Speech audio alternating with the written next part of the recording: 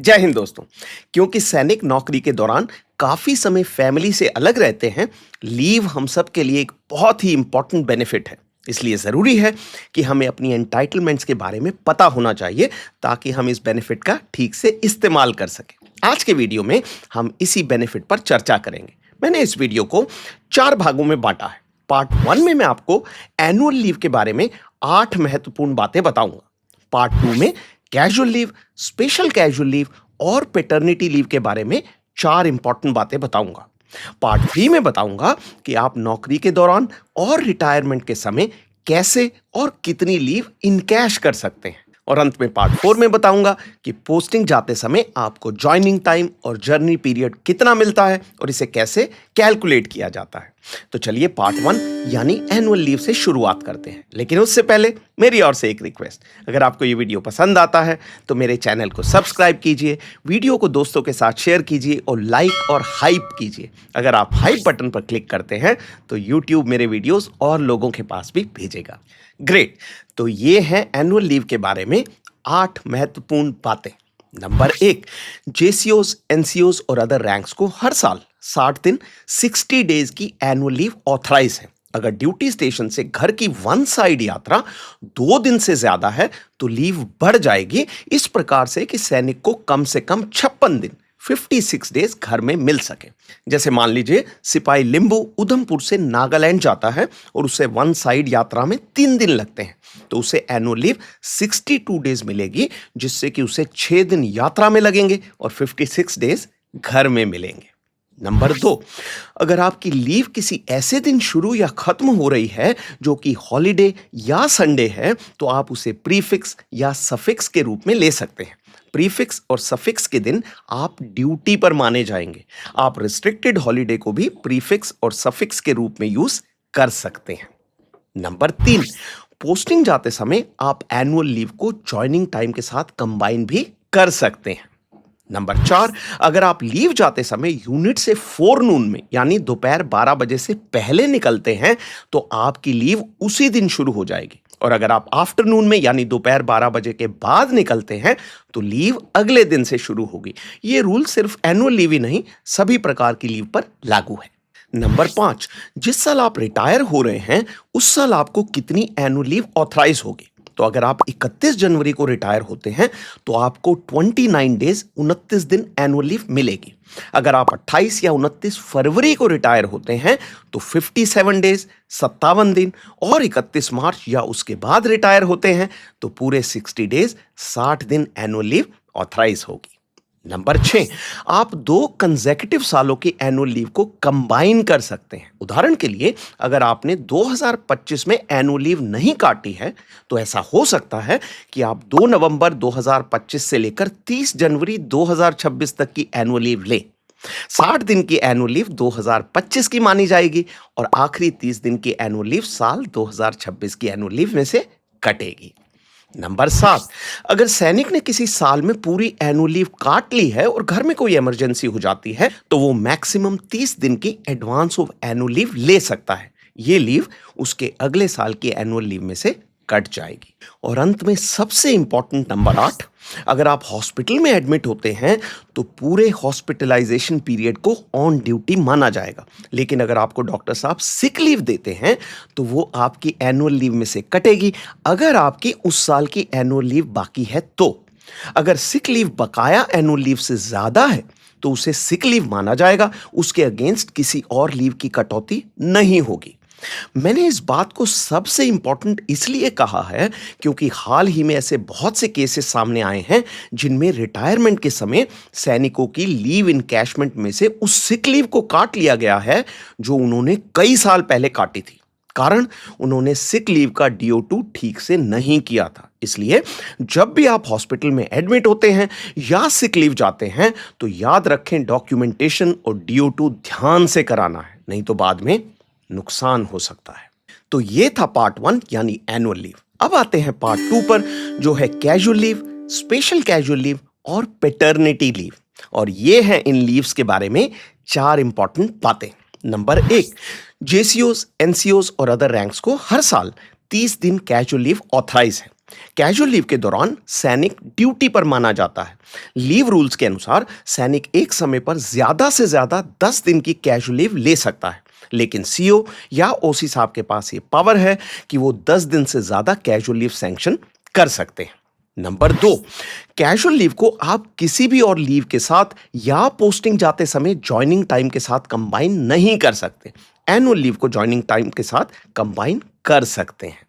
Number 3, casual leave को अगले साल कैरी फॉरवर्ड नहीं किया जा सकता। उदाहरण के लिए, अगर आप 31 दिसंबर 2025 से पहले 30 दिन की कैजुअल लीव नहीं काट पाए तो वो लैप्स हो जाएगी, मतलब उसे 2026 में आप नहीं ले पाएंगे। और अंत में नंबर 4, आपको एनुअल और कैजुअल लीव के अलावा 2 और स्पेशल टाइप की लीव ऑथराइज हैं, जो इस प्रकार हैं। अगर आप फैमिली प्लानिंग स्कीम के अंतर्गत ऑपरेशन कराते हैं तो आपको 6 दिन की स्पेशल कैजुअल लीव मिलेगी। और दूसरा, अगर आपके बच्चे का जन्म होता है या आप कानूनी तौर पर बच्चे को एडॉप्ट करते हैं तो आपको 15 दिन की पैटर्निटी लीव मिलेगी। ये लीव तभी मिलेगी अगर सैनिक के 2 या उससे कम बच्चे हैं। पैटर्निटी लीव आप बच्चे के जन्म से 15 दिन पहले और 6 महीने बाद तक ले सकते हैं। इस लीव को आप एनुअल लीव के साथ कंबाइन भी कर सकते हैं। तो ये था पार्ट 2। अब आते हैं पार्ट 3 पर, जो है लीव इनकैशमेंट। तो दोस्तों, लीव इनकैशमेंट के बारे में 3 इंपॉर्टेंट बातें इस प्रकार हैं। नंबर 1, आप एक साल में मैक्सिमम 30 दिन की लीव जमा कर सकते हैं और पूरी सर्विस के दौरान 300 दिन जमा कर सकते हैं। इसके अगेंस्ट आपको रिटायरमेंट के समय पैसे मिल जाएंगे। तो अगर आप पूरे 300 दिन जमा करते हैं तो आपको रिटायरमेंट के समय 10 महीने की सैलरी एज लीव इनकैशमेंट मिल जाएगी। याद रखने वाली बात यह है कि लीव इनकैशमेंट को कैलकुलेट करते समय मिलिट्री सर्विस पे यानी एमएसपी को शामिल नहीं किया जाता। केवल बेसिक पे, एक्स ग्रुप पे और क्लासिफिकेशन अलाउंस और इन सभी पर डीए को लिया जाता है। लीव इनकैशमेंट के बारे में सबसे इंपॉर्टेंट बात यह है कि आपने ये डीओ पार्ट 2 बड़े संभाल कर रखने हैं। लीव इनकैशमेंट के सभी डीओ 2 एक दूसरे से कनेक्टेड होते हैं और ये कैसे होता है उसका तरीका आपको पता होना चाहिए। पैसे आपके हैं, इसलिए जिम्मेवारी भी आपकी है कि आप अपनी जमा लीव को ट्रैक करें और अगर कोई मिस्टेक आपकी नज़र में आती है तो उसे समय पर करेक्ट करवाएं। अगर ऐसा नहीं कराया तो रिटायरमेंट के समय कोई डॉक्यूमेंट मिलेगा नहीं और नुकसान हो जाएगा। फिर कोई फायदा नहीं है ये कहने का कि उस क्लर्क ने DO2 नहीं किया या उस यूनिट में DO2 देर से होते थे। तो ये थी रिटायरमेंट के समय लीव इनकैशमेंट। नंबर 2, रिटायरमेंट के अलावा आप अपनी सर्विस के दौरान 60 दिन की एनुअल लीव का पैसा ले सकते हैं, जिसे कहते हैं leave encashment on LTC. Condition ये है कि एक साल में लीव इनकैशमेंट ऑन एलटीसी 10 दिन से ज्यादा नहीं हो सकती और एक साल में टोटल लीव इनकैशमेंट 30 दिन से ज्यादा नहीं हो सकती। और इसका प्रोसीजर क्या होता है? प्रोसीजर ये है कि जब भी आप एनुअल लीव लेकर घर जाते हैं या कहीं घूमने जाते हैं, आपने उसके साथ एक DO2 कराना है। इस DO2 में लिखा होगा कि आप 10 दिन की लीव की जगह कैश लेना चाहते हैं। इस DO2 के आधार पर 10 दिन की सैलरी आपके बैंक अकाउंट में आ जाएगी और उस साल की 10 दिन की एनुअल लीव कट जाएगी। इस DO2 को भी आपने ध्यान से ट्रैक करना है ताकि आप पूरे 60 दिन का बेनिफिट ले सकें। तो सार ये है कि आप 300 दिन की लीव जमा कर सकते हैं, जिसके लिए आपको रिटायरमेंट के समय पैसे मिलेंगे और सर्विस के दौरान 60 दिन के पैसे भी ले सकते हैं, यानी टोटल 360 दिन, 360 डेज। और अंत में नंबर 3, मान लीजिए सिपाही सिन्हा 2026 में रिटायर हो रहे हैं और साल 2025 तक उनकी 250 दिन, 250 डेज की लीव जमा हो चुकी है। तो सिन्हा जी 2026 में कितनी और लीव जमा कर सकते हैं? तो दोस्तों, अगर सिन्हा 31 जनवरी 2026 को रिटायर होता है तो वो मैक्सिमम 15 दिन ही जमा कर सकता है। इस केस में उसे टोटल 265 डेज के पैसे मिलेंगे रिटायरमेंट के समय। लेकिन अगर वो 28 फरवरी 2026 या उसके बाद रिटायर होता है तो वो पूरे 30 दिन लीव जमा कर सकता है और इस केस में उसे रिटायरमेंट के समय 280 दिन के पैसे मिलेंगे, 280 डेज। तो ये था पार्ट 3 और अब आते हैं पार्ट 4 पर, जो है ज्वाइनिंग टाइम और जर्नी पीरियड। तो दोस्तों, जब आपकी पोस्टिंग होती है तो आपको 2 प्रकार का ब्रेक टाइम ऑथराइज होता है, ज्वाइनिंग टाइम और जर्नी पीरियड। ज्वाइनिंग टाइम होता है 6 दिन प्लस संडे, यानी टोटल 7 दिन। ये 7 दिन मिलते हैं सामान पैक करने और नए स्टेशन में सेटल डाउन होने के लिए। जर्नी पीरियड ज्वाइनिंग टाइम के अलावा मिलता है और ये कितना होता है? अगर आप बाय ट्रेन या बाय रोड यात्रा करते हैं तो हर 500 किलोमीटर की यात्रा के लिए 1 दिन का जर्नी पीरियड ऑथराइज होगा।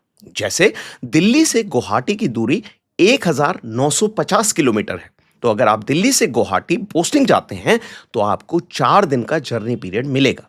तो 7 दिन का जॉइनिंग टाइम और 4 दिन का जर्नी पीरियड, टोटल 11 दिन, 11 डेज।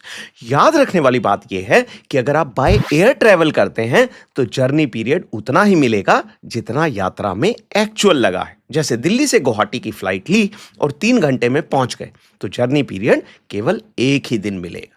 ज्वाइनिंग टाइम और जर्नी पीरियड के दौरान आपको ड्यूटी पर माना जाएगा। ज्वाइनिंग टाइम को आप एनुअल लीव के साथ कंबाइन कर सकते हैं, लेकिन एडवांस ऑफ एनुअल लीव और कैजुअल लीव के साथ कंबाइन नहीं कर सकते। इसलिए याद रखें कि जब आप पोस्टिंग जाते समय लीव लेते हैं तो हमेशा एनुअल लीव ही लेनी है। अगर और कोई भी लीव ले ली तो ज्वाइनिंग टाइम उसी लीव में एडजस्ट हो जाएगा। तो ये था आज का वीडियो। अपनी लीव एंटाइटलमेंट्स की समरी को आप अब अपनी स्क्रीन पर देख सकते हैं।